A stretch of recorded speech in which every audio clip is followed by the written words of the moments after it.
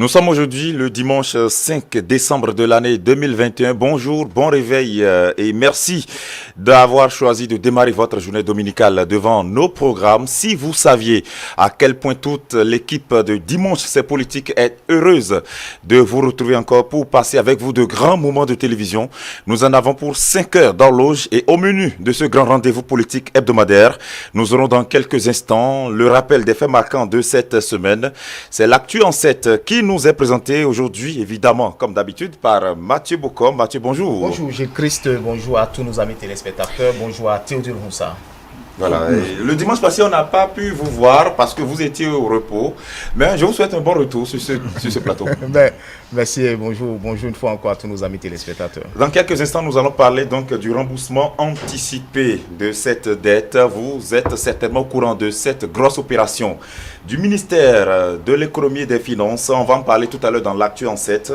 On parlera également de cette décision de la préfecture du département du littoral qui a été rapportée, ou en tout cas avec un appel radio du ministre de la décentralisation qui invitait bien sûr le préfet à revenir ou à rapporter sa décision, ce qui a d'ailleurs été fait. On va en parler tout à l'heure dans l'actu en 7.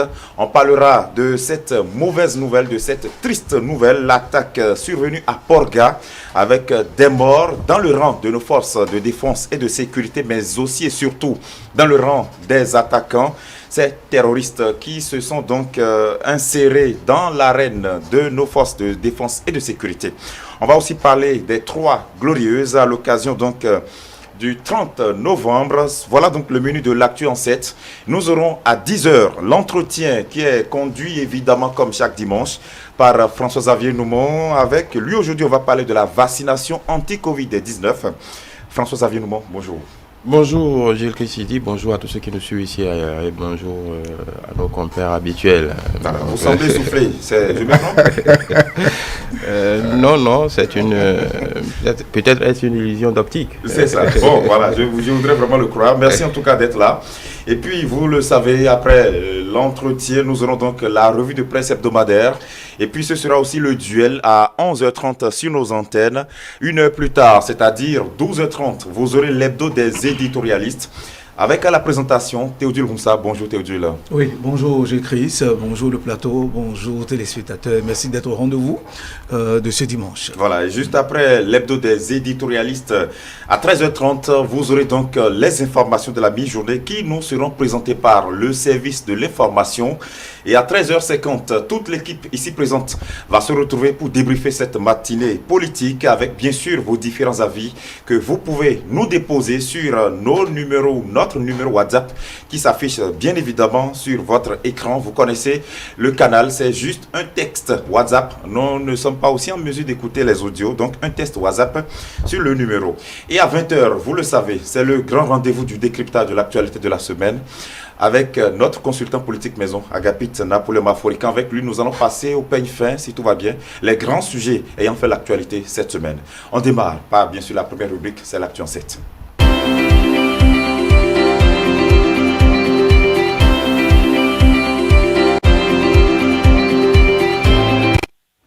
Mathieu Bocor, bonne nouvelle, le Bénin procède au remboursement anticipé d'emprunts obligataires et réalise à cet effet une opération inédite. C'est exact, plus de 17 milliards de francs CFA payés par l'État béninois. 217 milliards de francs CFA payés par l'État béninois. Le Bénin vient ainsi de prouver son attachement au respect de ses engagements vis-à-vis des investisseurs. Que comprendre d'emprunts obligataires et quels sont les impacts? On suit cet élément.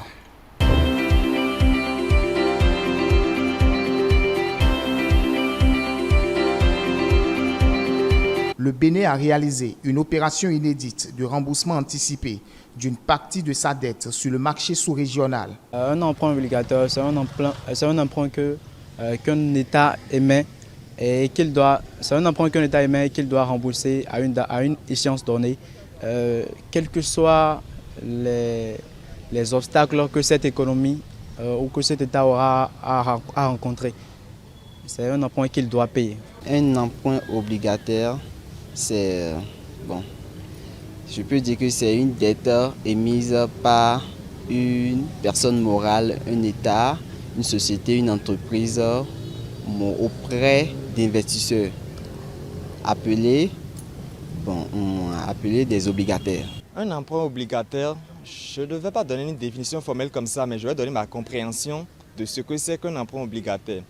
Je prends un émetteur, celui qui veut prêter en réalité de l'argent. Il vient voir le prêteur. Celui-ci lui donne l'argent.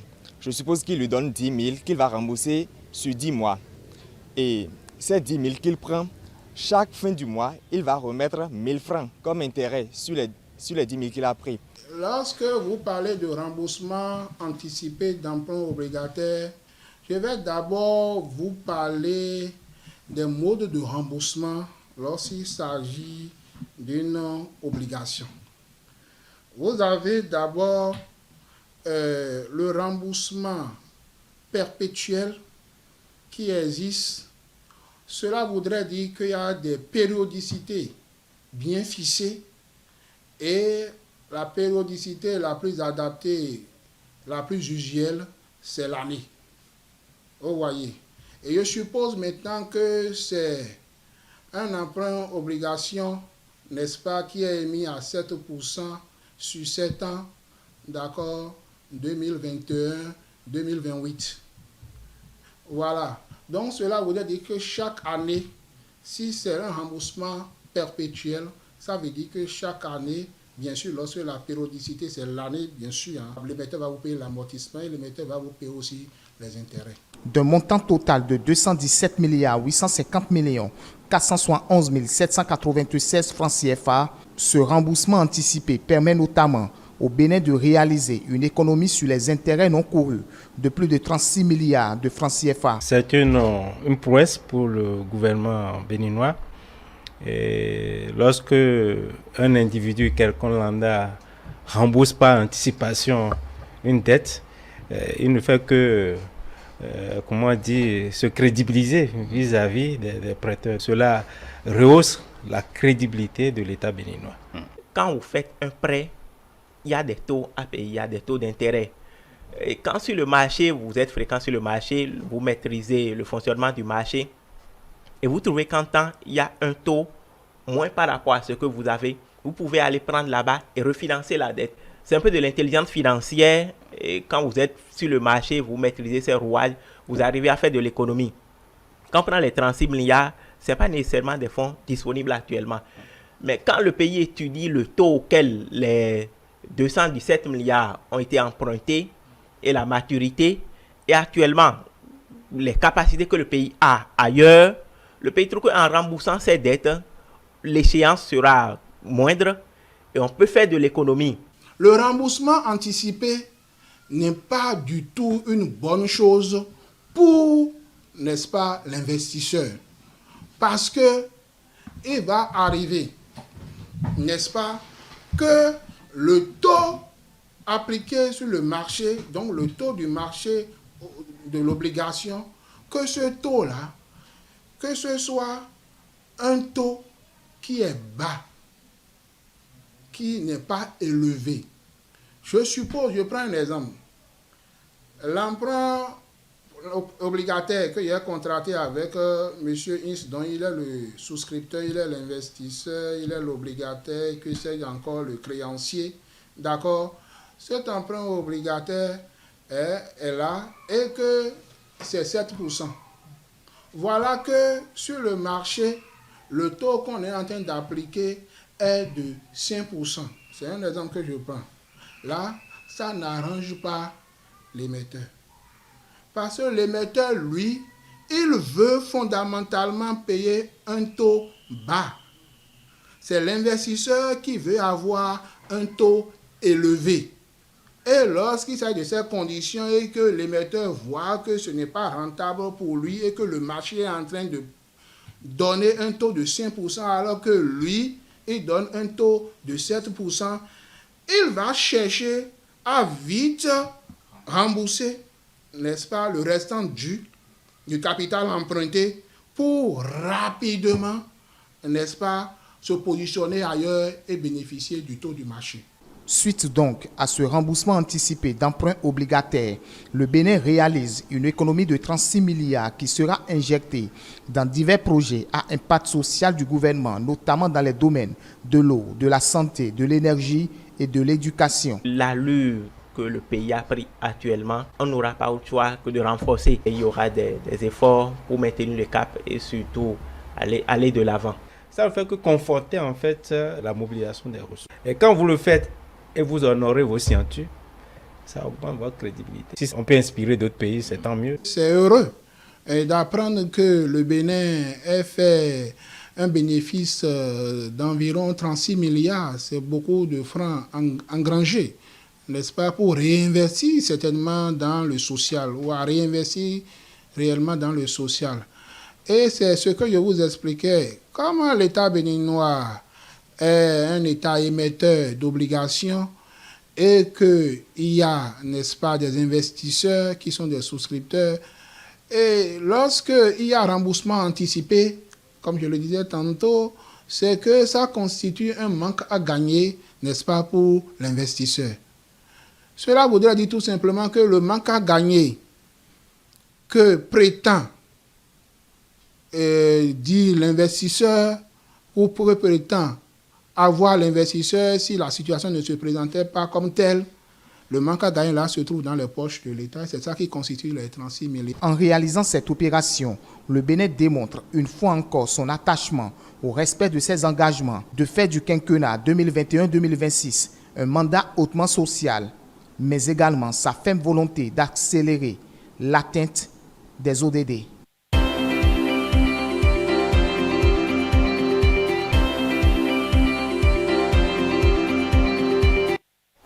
Plus de 217 milliards de francs CFA payés par l'État béninois. Et le Bénin vient ainsi de prouver son attachement au respect de ses engagements vis-à-vis de ses investisseurs. Et la chance que nous avons toujours ici, c'est que nous avons un chroniqueur économique qui s'y connaît bien. François Xavier-Noumon, est-ce une bonne nouvelle si un État rembourse de façon anticipée un emprunt obligataire? Parce qu'on a pu entendre quelqu'un dans l'élément tout à l'heure dire que ce n'est pas une bonne chose pour l'investisseur. Bon, il a dit quelque part que ça n'arrangerait pas l'investisseur. Mais bon, il se trompe quelque peu. Parce que par rapport déjà à votre première question, encore une fois, on peut caricaturer un peu, mettez-vous à la place d'un prêteur. Vous avez prêté de l'argent à quelqu'un, vous espérez qu'il vous passez de l'argent lundi, il vous s'engage à vous remettre l'argent le vendredi avec un taux d'intérêt. Déjà, votre première attente, c'est qu'il vous rembourse dans les temps et que vous ayez votre intérêt en temps et en heure et que vous rentriez dans vos fonds et que vous fassiez une belle affaire. Maintenant, il se fait que cet emprunteur décide, a les moyens de vous rembourser un peu plus tôt. Déjà, vous êtes content et heureux simplement parce que vous avez votre mise. Évidemment, ça ne se fait pas sans une négociation parce que, évidemment, vous n'aurez pas le taux d'intérêt prévu, bien entendu, puisque l'échéance est avancée. Mais évidemment qu'il y a des négociations en tête à tête ou par groupe d'investisseurs pour essayer de voir à quelles conditions vous pouvez prendre tout ça en anticipation. Donc c'est ce qui fait que peu ou prou, pour celui qui a emprunté, ça lui fait une économie parce qu'il, de toute façon, il économise un certain montant de taux d'intérêt. Donc vous avez votre mise de départ avec certainement une bonification et ça vous permet de remettre vos sous sur le marché pour d'autres investisseurs au cas où. Donc effectivement, chacun dans cette équation s'en sort globalement bien. Mais le Bénin, au-delà de juste rembourser un emprunt, c'est un précédent parce que effectivement, ça ne s'est jamais encore passé sur cette place financière. Et aujourd'hui, l'équipe du ministère des Finances avec à sa tête Robial Wadani est reconnu dans la sous-région sur la plupart des marchés financiers africains pour être des défricheurs de terrain parce qu'ils s'engouffrent dans dans des opportunités que les autres ne flairent pas, avec des stratégies nouvelles, ainsi de suite. Et le plus important dans cette équation, c'est que le Bénin s'en sort avec une cagnotte qui sera dépensée sur le front du social, comme l'a précisé le communiqué du ministère des Finances, simplement parce que, et ça dans le débat, notre confrère de l'économiste l'a précisé, ce n'est pas forcément qu'il y a de la liquidité, mais des taux d'intérêt que vous ne payez pas, c'est de l'argent en moins que vous n'aurez pas à dépenser. Et donc, du coup, vous l'aurez à réorienter sur d'autres champs, étant donné que dans le budget, c'est déjà provisionné pour chaque année, donc la cagnotte est déjà là. Un mot sur la question, Théodule? Oui, je crois que c'est une très belle opération. Tout le monde l'apprécie. C'est vrai que pour certains on se demande, mais qu'est-ce que cela veut dire? Qu'est-ce que le Bénin gagnerait? Qu'est-ce que autant de questionnements? Je crois qu'on oui. Mais avec les explications que nous avons depuis que cette bonne information est tombée, je crois que beaucoup ont une idée claire de la chose et que c'est une très bonne opération. Comme François-Xavier nous l'a dit, ceux qui sont autour de l'économie béninoise s'y connaissent, très connus dans le milieu des négociations économiques d'État et tout. Et je crois que nous disons félicitations donc au gouvernement et c'est là aussi l'autre fierté béninoise. Tout à fait. Et on poursuit l'actu en 7 avec une autre actualité. Cette fois-ci, Mathieu Bokor, parlons de cette décision de la préfecture du littoral qui réorganisait le transport urbain à Cotonou, puisque c'est d'ailleurs la ville département. Mais c'est une décision qui a suscité, vous le savez, beaucoup de commentaires, tant sur la toile que dans la presse. Finalement, le ministre de la décentralisation est monté au créneau pour faire annuler cette décision.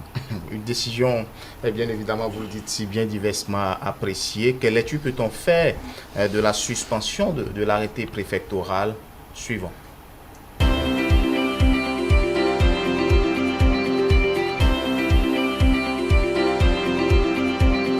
Mobilité des personnes et des biens à Cotonou, la mairie et la préfecture réorganisent le transport urbain. L'objectif est de faciliter la mobilité des personnes dans la ville économique. La décision conjointe mairie-préfecture est entrée en vigueur ce lundi 29 novembre 2021. Ça ne nous arrange pas, mais on n'a pas le choix. On doit commencer et après ça va tenir, je crois bien. On a tué des êtres humains et on a tué des familles à la maison. Sincèrement, il faut que le gouvernement a essayé de revoir encore son plan pour que nous on soit à l'aise. Regardez le milieu, regardez là l'état d'ordure.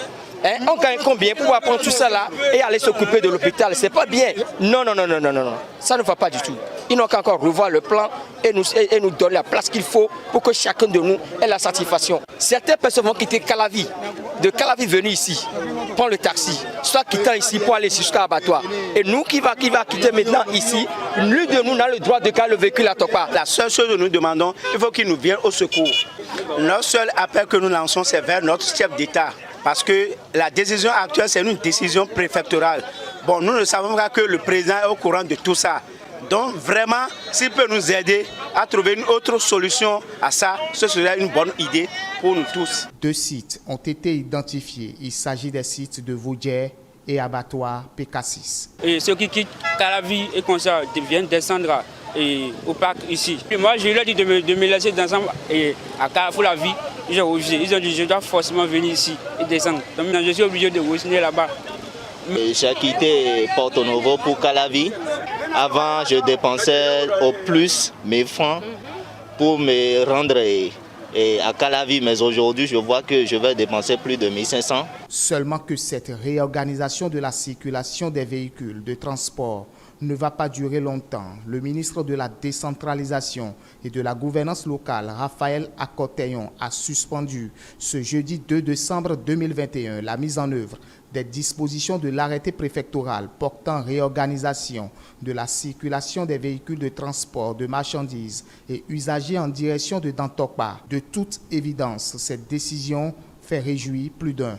La décision du ministre, vraiment, c'est comme une massue sur la tête des conducteurs électriques. Les bus Tokpa ont pratiquement envahi tout l'espace du parc B déjà. Nous sommes des détenteurs de permis de conduire. Tous les conducteurs électriques passagers que vous voyez sont détenteurs de permis de conduire. Ils prennent également l'assurance et nous demandons simplement qu'on puisse nous trouver un espace pour pouvoir effectuer notre boulot qui est le transport.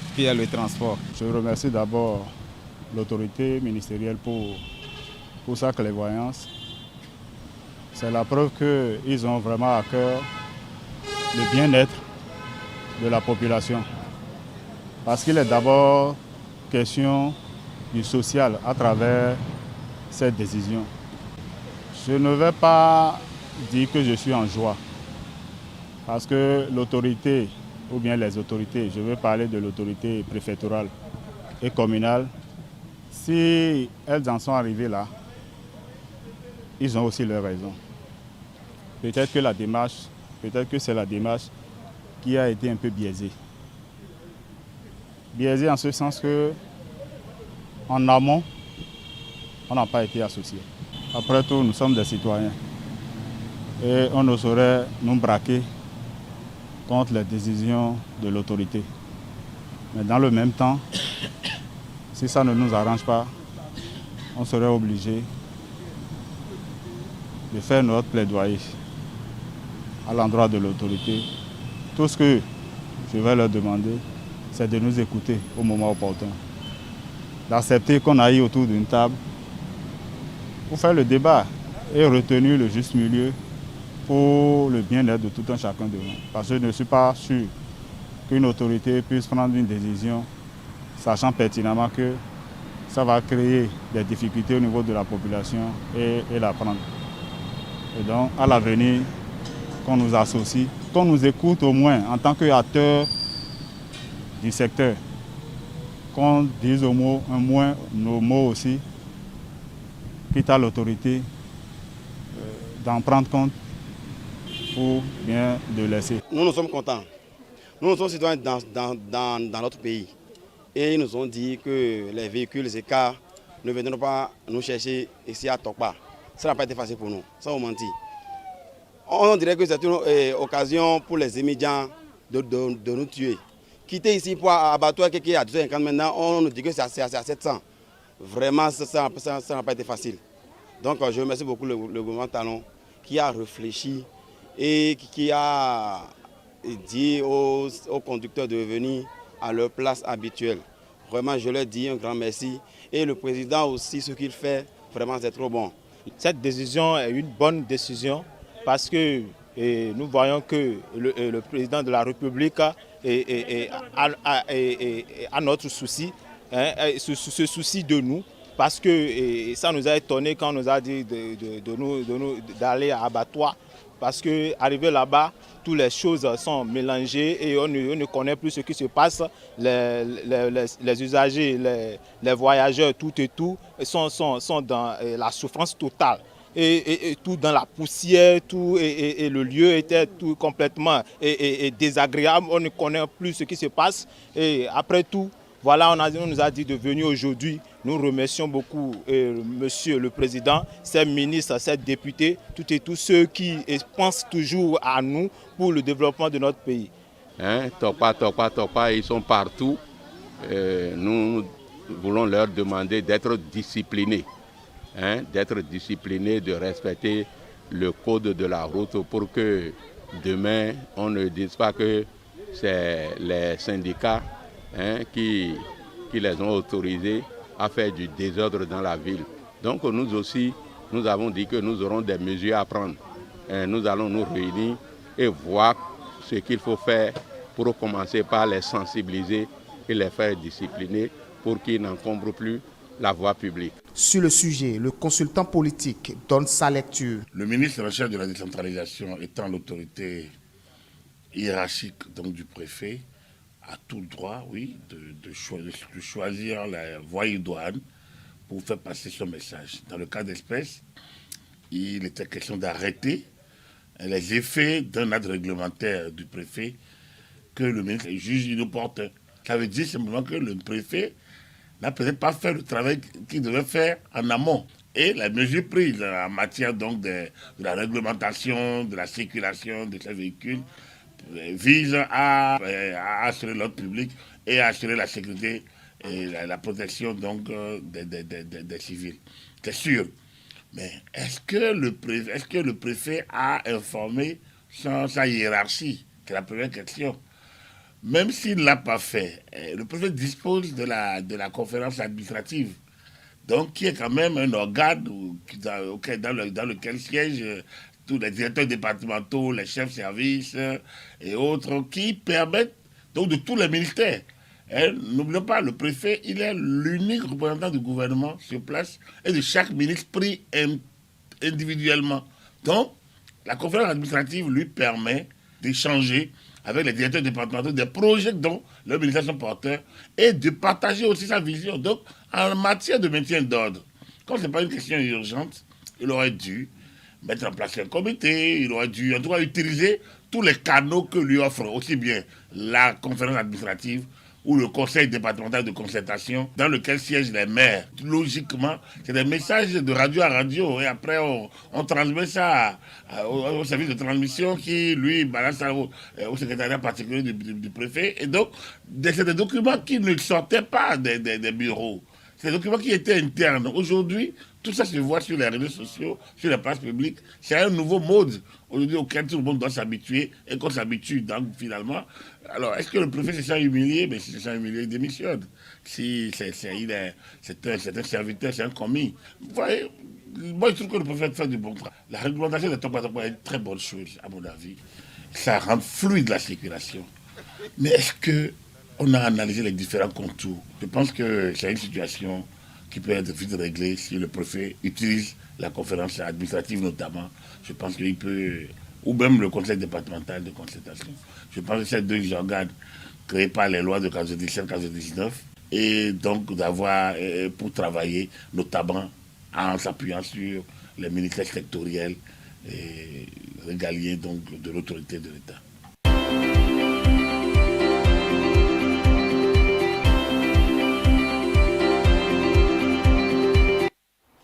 Voilà ce qui enlève la décision préfectorale qui est mise en vigueur à partir du lundi 29 novembre 2021. Grincement des dents, mais juste quelques jours.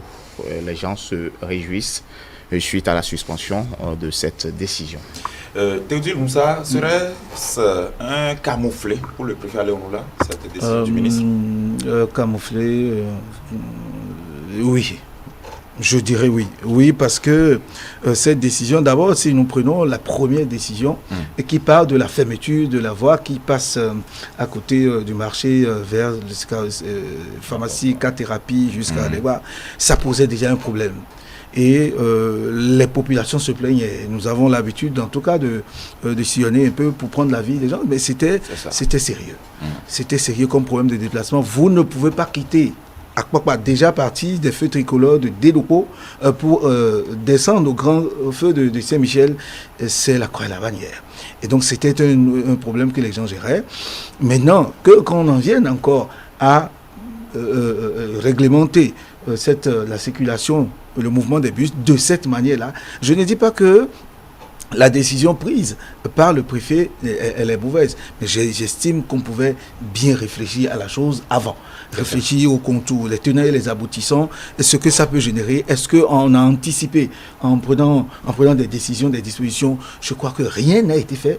Je me rappelle, et j'ai été extrêmement, ça c'est ma personne, ça c'est Théodule qui parle, j'ai été extrêmement choqué quand j'ai été témoin de l'opération, que c'est dimanche, la décision a été prise, jeudi ou vendredi, qui rentre en vigueur à partir de lundi, c'est dimanche soir à 19h dans la nuit qu'on a commencé par aménager. J'ai dit, il y a un problème. Il y a un problème. Le lendemain, d'ailleurs, lundi, toute la journée, on a vu ce que ça a créé, que ce soit à Abattoir ou à Vaudier. Et donc, c'est véritablement un camouflet. Je me suis dit, il doit y avoir un problème de fonctionnement au niveau de la préfecture. Je ne sais pas. Même question pour vous, François-Xavier Noumon. Je vais finir par ce que Théodule vient de dire. Je ne sais pas. Je ne sais pas exactement. Je pense qu'il faut prendre la décision telle qu'elle est venue. Le ministre, qui est l'autorité, qui a une autorité au-dessus du préfet, a retoqué la décision préfectorale, il faut l'accepter en tant que telle et passer à autre chose. La question se pose parce que, bon, il y a beaucoup d'autres préfets qui sont en fonction depuis 2016, qui n'ont jamais subi cela. C'est vrai hein, qu'au littoral, précisément, il y a eu beaucoup de difficultés avec les préfets qui se sont succédés jusque-là, sauf peut-être celui qui l'a géré par intérim. Mais... bon, quelques temps après cette première décision, la note du ministre va plus loin. On dit par ailleurs, il vous a interdit de prendre une décision jusqu'à nouvel ordre. Oui, le ministre exerce ses prérogatives. Absolument. Il le fait parce qu'il en a la capacité, il en a l'autorité. Oui, et l'analyste peut se demander si là, ce n'est pas un aveu d'échec pour le préfet. Évidemment, quand on vous interdit de prendre une décision, alors que vous êtes à un poste de décision quand même. Bon, il n'y a pas que ça. Le préfet ne passe pas toute sa journée à prendre des arrêtés matin, midi et soir. Évidemment qu'il a autre chose à faire. Donc, réduire sa fonction à ne prendre que des arrêtés. C'est ça. Bon, il y a un pas qu'il ne faut pas franchir. Donc, je pense c'est évidemment. C'est ça qui a été franchi. Oui. Oui. Non, au moins, François Xavier met un peu de l'eau dans le vin pour que ce ne soit pas si fort. Oui. Entendons-nous bien. Tout à fait, adoucissez un peu l'atmosphère. Non, je n'adoucis pas. Ne dites pas que, ne faites pas croire que quand le préfet rentre à son bureau chaque jour, en fait, il ne passe que son temps à prendre des arrêtés. On est d'accord. Personne n'a dit ça. Voilà. Donc il y a beaucoup d'autres choses qu'il est appelé à faire. Bon, désormais, il va se concentrer. Pas qu'il peut faire. À ces autres choses. Il y a cette autorité. Et voyez, je pense, mais écoutez, quand on est à un poste de décision, parfois il peut arriver qu'on avale des couleurs. Absolument. Ça fait partie d'une de ces étapes. C'est arrivé. Maintenant, c'est au préfet de s'y adapter. D'ailleurs, il s'y adapté. Il a abrogé l'arrêté hier, je crois, si je fais foi sur la presse. Absolument. Donc voilà, je pense qu'il est ferme. Bon, parce qu'il n'a pas le choix. Il l'a fait. C'est ça. Maintenant, voilà, je pense qu'il n'y a pas de problème particulier dans la République. Sinon, autrement, ça se saurait. Voilà. C'est ça. Donc, je pense que, voilà, il faut passer à autre chose. Mais quel est votre avis, Mathieu Boko? Ça m'intéresse bien de savoir. Comment voyez-vous ce fait? C'est difficile parce que, tel que l'a dit Théodule Roussa, et vous savez, lorsque vous vous mettez à la place d'un citoyen lambda, il est difficile de pouvoir comprendre en moins d'un mois le nombre de décisions qui a été prise, notamment au niveau de la préfecture. Soyons sincères, déjà la fermeture de la voie passant par Dantokba, avec la fermeture des maisons de joie qui a suscité si tant de polémiques. Et dimanche ici, c'était vraiment très gros sujet. Surtout avec un entretien assez animé. Vous avez vu l'animation avec le sociologue qui a démontré par A plus B qu'on pourrait faire autrement. Et vous avez vu juste après l'intervention du sociologue, je crois que la préfecture a rencontré les associations de ces filles de joie là, tout en les écoutant. Je pense qu'il ne faut pas mettre la charrue avant les bœufs. Donc moi, je pense qu'aujourd'hui, il ne faut pas mettre la charrue avant les bœufs. Je pense qu'il faut aller avec méthodologie. Il faut réfléchir sur des décisions pour ne pas en arriver là, parce que à vous interdire jusqu'à nouvel ordre à prendre d'autres décisions, alors que c'est vrai que ce n'est pas seulement un poste uniquement de décision, mais je pense qu'il y a péril à la demeure. Je voudrais qu'on aille un peu plus loin. Oui.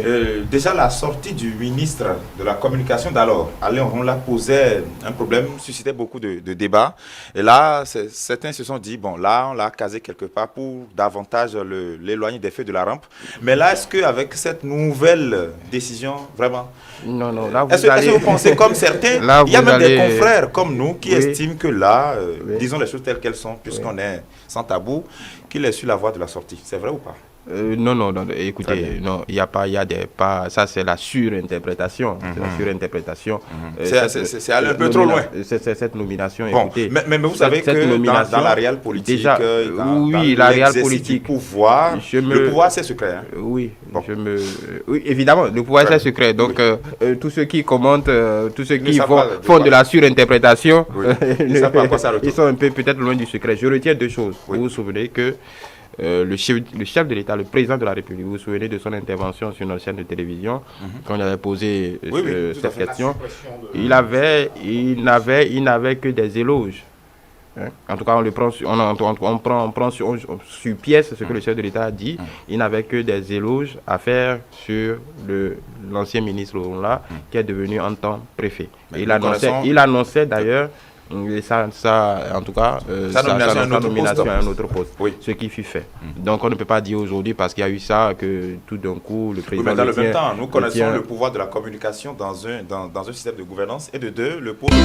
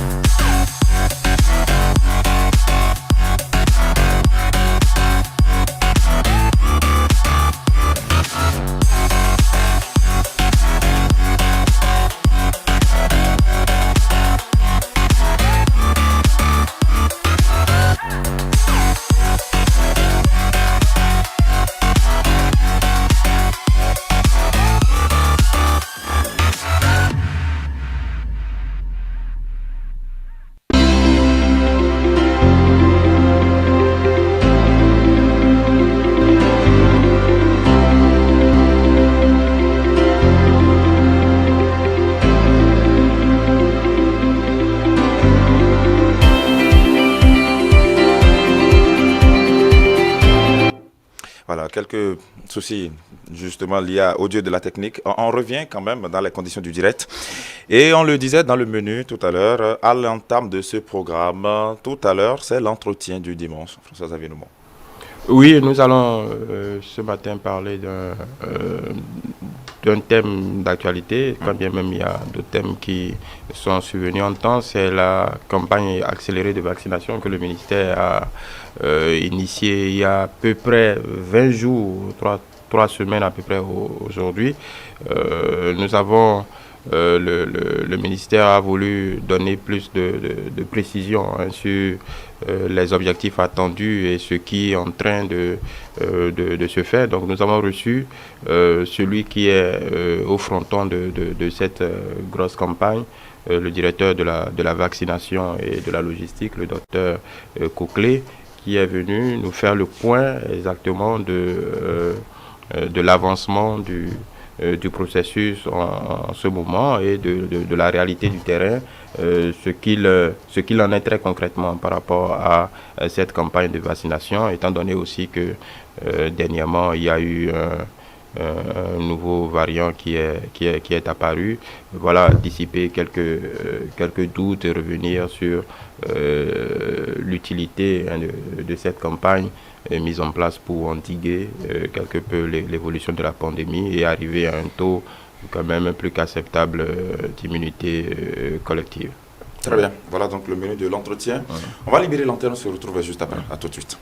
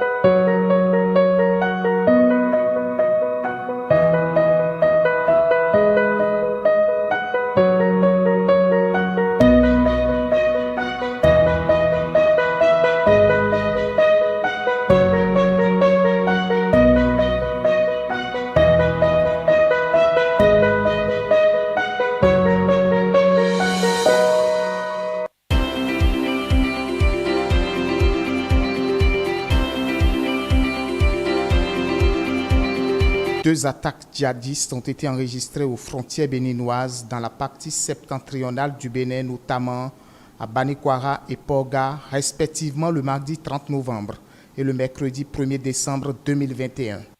Le mardi 30 novembre et le mercredi 1er décembre 2021, respectivement dans les localités de Mekrou-Nyenyen, dans la commune de Banikwara, et de Porga, dans celle de Materi, des agents des forces de défense et de sécurité du Bénin, en position de surveillance de la zone frontalière, ont été pris à partie par des individus armés non identifiés qui, repérés nuitamment alors qu'ils essayaient de contourner ou de surprendre le dispositif de prévention mis en place, ont ouvert le feu sur eux.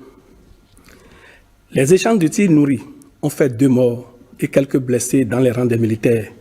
Je peux vous assurer que ceux-ci bénéficient déjà d'une prise en charge complète adéquate. En face, il est à signaler 2 corps d'assaillants ont été abandonnés, l'un à Banikwara et l'autre à Porga. De même que des traces de sang ont été aperçues, laissant penser que d'autres morts ou blessés ont été traînés dans le sens du repli vers un pays voisin où sévissent des groupes terroristes. L'état-major des forces armées béninoises tient à rassurer la population béninoise qu'il met tout en œuvre pour assurer la défense du territoire national contre toute forme d'agression d'où qu'elle vienne, ainsi que la sécurité des personnes et des biens. À cet effet, les unités des forces de défense et de sécurité sont en alerte pour faire face à toute velléité ennemie. En tout état de cause, chaque citoyen est invité à vaquer normalement à ses activités quotidiennes. 2 morts et des blessés dans le rang de l'armée béninoise, tel est le bilan des assauts des hors-la-loi contre les unités de force de défense et de sécurité. Le Bénin était ou est en train de quereller une bande de terre de 68 km² avec le Burkina Faso. Alors, le Bénin a pris l'initiative de la poursuite. Voyez-vous, à partir de ce moment, le Bénin a pour obligation ou est fondé à sécuriser cette zone. L'information, vous le savez autant que moi, est comme de l'eau, on ne la presse pas, on ne l'enferme pas. Elle fuite toujours. Voyez-vous, d'où je voudrais inviter la direction de la communication de l'armée béninoise à prendre ses responsabilités. Je voudrais inviter le gouvernement béninois à travers la direction de la communication ou le porte-parole ou les structures appropriées à prendre leurs responsabilités pour ne pas laisser, n'est-ce pas, les réseaux sociaux fournir l'information aux Béninois pour venir après coup. Dans tous les cas, l'état-major rassure, toutes les forces de défense et de sécurité sont en alerte pour faire face à toute velléité ennemie. Nos autorités géraient déjà cette situation et la gèrent encore aujourd'hui. La seule différence aujourd'hui, c'est que à partir du moment où il y a eu incursion directe, il y a eu riposte, attaque et riposte, il y a eu morts et blessés. Il était important quand même que les populations sachent un peu ce qui se passe.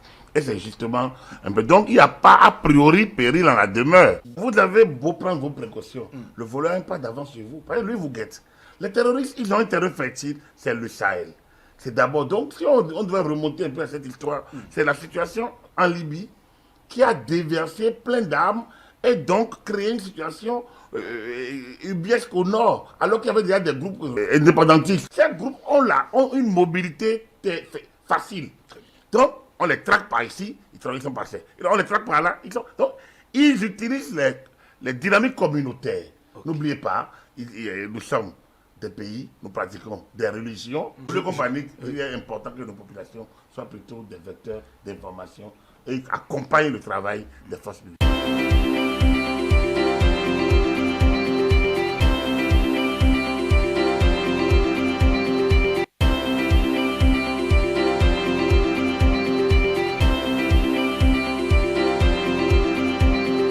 Trois glorieuses, un ensemble des événements qui se sont produits au Bénin au fil des années à la date du 30 novembre. Des événements marquant l'histoire politique du Bénin. En effet, le 30 novembre 1972, le gouvernement militaire révolutionnaire qui avait pris le pouvoir quelques jours plus tôt dévoilait son ambition à travers le discours-programme du général Mathieu Kérékou. Le Bénin, symbole d'une brillante civilisation authentiquement africaine, dans un cadre géographique précis et dans des conditions historiques déterminées, ne peut plus disparaître dans la mémoire des dignes peuples d'Afrique. C'est pourquoi, à compter de ce jour, le peuple militant de notre pays prend l'engagement solennel de perpétuer dans les conditions historiques nouvelles et sous l'éclairage des principes invincibles du marxisme-léninisme cette civilisation pour l'honneur et la dignité de l'Afrique. Le parti de la Révolution populaire du Bénin, PRPB, est un parti révolutionnaire de type nouveau, le parti d'avant-garde de la Révolution populaire du Bénin. L'homme créa aussi le parti unique d'alors, le Parti de la Révolution populaire du Bénin, PRPB, de même que le changement de couleur nationale. Dès lors, le drapeau tricolore passe le témoin au vert, frappé d'une étoile rouge à 5 branches régulières dans l'angle supérieur gauche. Les Trois Glorieuses, ce sont des événements qui se sont produits plusieurs fois à la même date. Et au Bénin, les Trois Glorieuses, c'est le 30 novembre 1972, 1974 et 1975.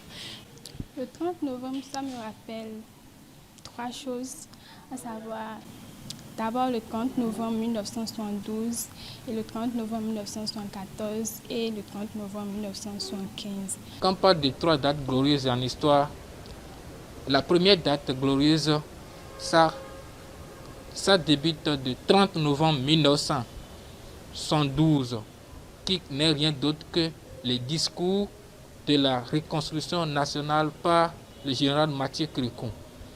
La deuxième a lieu le 30 novembre 1974, qui constitue l'adoption de l'idéologie, l'adoption du marxisme et léninisme comme l'idéologie de l'État.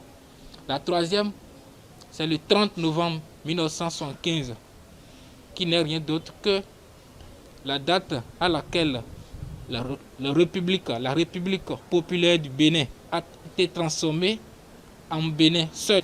Quand on parle des 3 dates glorieuses, nous pouvons dire d'abord, on peut parler d'abord du 30 novembre 1972, le discours où on a le discours de Mathieu Kérékou sur la reconstitution nationale.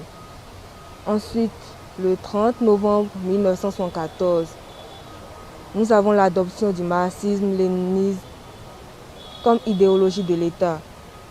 Et ensuite, le 30 novembre 1975, où la République populaire du Dahomey est devenue la République du Bénin, précisément le Bénin, avec un seul parti politique qui est le PRPB.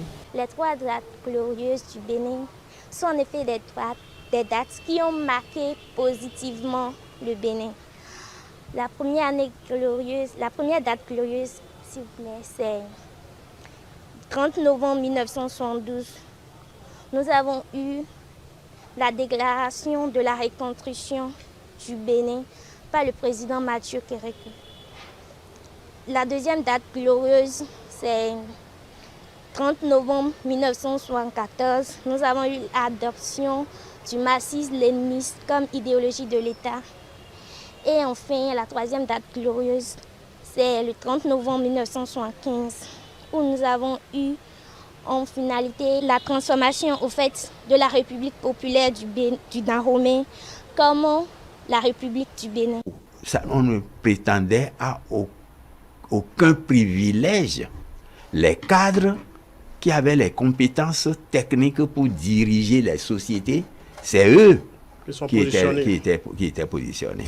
2 ans plus tard, en 1974, toujours le 30 novembre, le gouvernement militaire décide de faire l'option de la philosophie marxiste comme mode de gouvernance. Il s'agit de 3 événements de l'histoire politique de notre pays, le Bénin, qui se sont produits à la date du 30 novembre. Il y a eu d'abord le 30 novembre 1972, 2 ans après, 30 novembre 1974, et 1 an après, le 30 novembre 1975. Les Trois Glorieuses, ça me rappelle 3 dates. On a eu des cours là-dessus quand on était au primaire. C'est vrai, je n'ai plus beaucoup de souvenirs sur ça, mais je me rappelle quand même des 3 dates. Les années 72, où le général Kérékou prenait le pouvoir. C'est ce même général Kérékou qui a transformé le nord Dahomey, qui est devenu le Bénin le 30 novembre. Je pense que c'est la raison pour laquelle chaque 30 novembre, nous nous souvenons de cette histoire. C'est la date à laquelle le feu général Mathieu Kérékou proclamait son discours-programme un mois après sa prise de pouvoir. C'était donc le 30 novembre 1972. La deuxième date, le 30 novembre 1974, donc 2 ans après l'événement qui a marqué cette date, il s'agit de l'adoption du marxisme-léninisme comme idéologie politique pour notre pays. Et puis la troisième date, 1 an plus tard, le 30 novembre 1975, c'est la date à laquelle la République populaire du Bénin a été proclamée. C'est également à cette date-là qu'il y a eu changement des couleurs du drapeau national. Désormais, le drapeau, c'est du vert avec une étoile rouge dans l'angle gauche supérieur. Voilà ce que l'histoire nous a appris et c'est ce que nous retenons de cet événement désigné sous le vocable des Trois Glorieuses. Pour ceux-là qui ont lu un peu l'histoire, on a compris que Gérard Mathieu Kérékou est un homme fort. C'est un homme d'expérience. C'est un homme qui a toutes les bonnes qualités. Mathieu Kérékou a étonné le monde. Mathieu Kérékou a résisté à beaucoup de choses. Aujourd'hui, plusieurs jeunes n'ont pas connaissance des Trois Glorieuses. Et ça, ce n'est pas de leur faute. Nous devons organiser des séances pour sensibiliser les jeunes, pour faire connaître l'histoire à la jeune génération. Enfin, 1 an plus tard, en 1975, le général prend de court tout le monde et annonce le changement de nom du pays en République populaire du Bénin. Mais la question, 49 ans après, que reste-t-il des Trois Glorieuses? C'est important déjà de préserver ce qui est. Est-ce que vous savez que la place de l'Étoile Rouge, c'est la conséquence justement du 30 novembre 1975 ou 1974. La place de Goro à Abomey, c'est la conséquence du 30 novembre 1974. C'est là que le 30 novembre 1974 a été proclamé. Et la place de l'Étoile Rouge symbolise un peu cette nouvelle orientation, le développement. Et c'est au centre de Cotonou. Vous passez on vous descend à Étoile Rouge, vous pouvez aller à n'importe quelle direction. Donc du pays, je veux dire du pays. C'est au cœur. Donc, tout ça a une histoire. Et ne pas la compter est mauvais. Il y a des choses, il y a des débats qu'il faut ouvrir. Important pour que demain, aucun pan de l'histoire ne soit occulté, afin que lors des grands débats d'inventaire, qu'on sache d'où nous sommes venus, quel carrefour nous avons mal emprunté. C'est cela et c'est important.